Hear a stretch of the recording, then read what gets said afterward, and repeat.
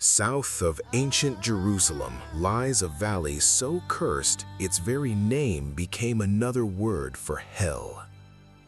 Children were once burned alive here, not by monsters, but by worshippers.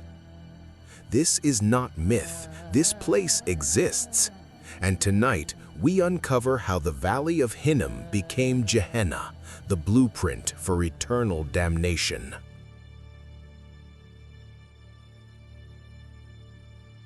South of the ancient walls of Jerusalem lies a valley carved deep into the earth, quiet today, almost forgotten.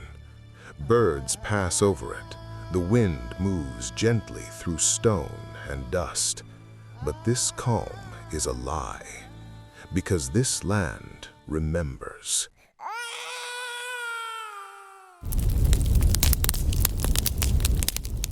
This is the Valley of Hinnom, a real location etched into history, just beyond the city that once called itself holy. Long before its name inspired fear, Hinnom was ordinary, a boundary, a passageway, a place people walked through without knowing what it would become. Over time, the valley sank lower, not just into the earth, but into memory. It became isolated, hidden from the eyes of the city above. And in ancient worlds, hidden places were dangerous places.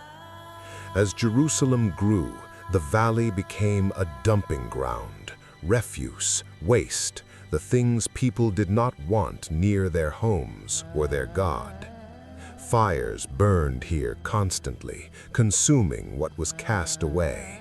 Smoke rose day and night, and slowly, meaning began to change.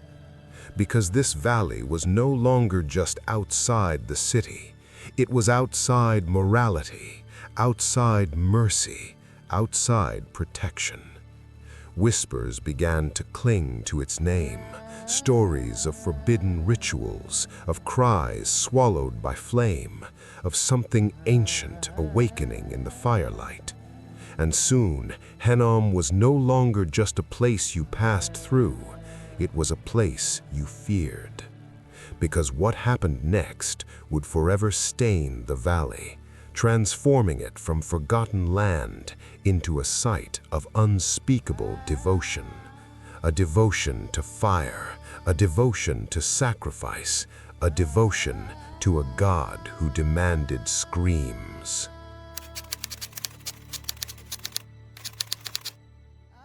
What followed in the Valley of Hinnom was not chaos, it was ritual. At night, fires were lit, not for warmth, but for worship. Drums began to beat, slow and relentless, their rhythm echoing against stone walls. Not to celebrate, but to drown something out. Because this valley did not worship with prayers alone, it worshipped with flesh. Ancient texts speak of a god known as Moloch, a name spoken with fear even in antiquity, a power associated with fire, obedience, and sacrifice. Not symbolic sacrifice, not metaphor, but life itself. Parents were said to bring their children to the edge of the flames, hands trembling, faith tested. And in obedience, they performed what Scripture would later describe as passing through the fire. The drums grew louder because faith wavered in silence, and screams could not be allowed to reach the city above. This was not a moment of madness, it was belief taken to its most terrifying conclusion. A belief that demanded proof, a belief that promised favor in exchange for the unthinkable. Fire consumed, smoke rose, and the valley accepted what was given. Later generations would recoil in horror. Sacred texts would condemn these acts with fury, calling them an abomination, a corruption so severe it polluted the land itself.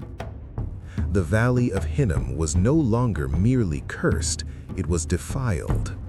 Some scholars debate the literal scale of these sacrifices, but ancient texts agree on one thing: the horror was real enough to scar memory and powerful enough to reshape belief forever.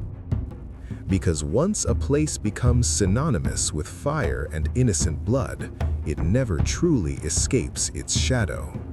And the Valley of Hinnom was only just beginning its transformation.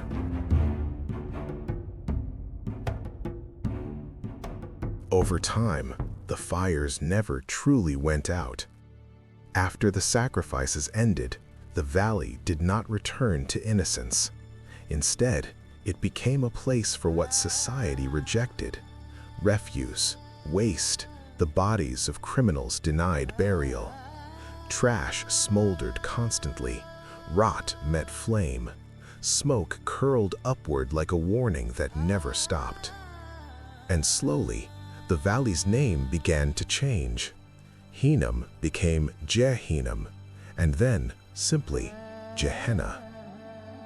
It was no longer just a location, it became a symbol. Fire remained, so did judgment.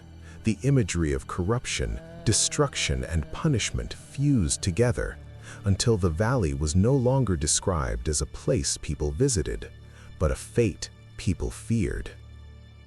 What began as metaphor hardened into meaning, meaning turned into teaching, and teaching became doctrine. By the time of Jesus, Gehenna required no explanation. When he warned of it, he did not deliver sermons filled with geography or theology. He didn't need to. Everyone listening already understood. Gehenna was where fire never rested, where what was unclean was consumed, where judgment was final. So when he spoke its name, it wasn't poetry, it was threat language, a word heavy with centuries of fear, rooted not in imagination, but in a real valley they could point to, just beyond the city walls. And in that moment, Gehenna ceased to belong only to the past. It became eternal.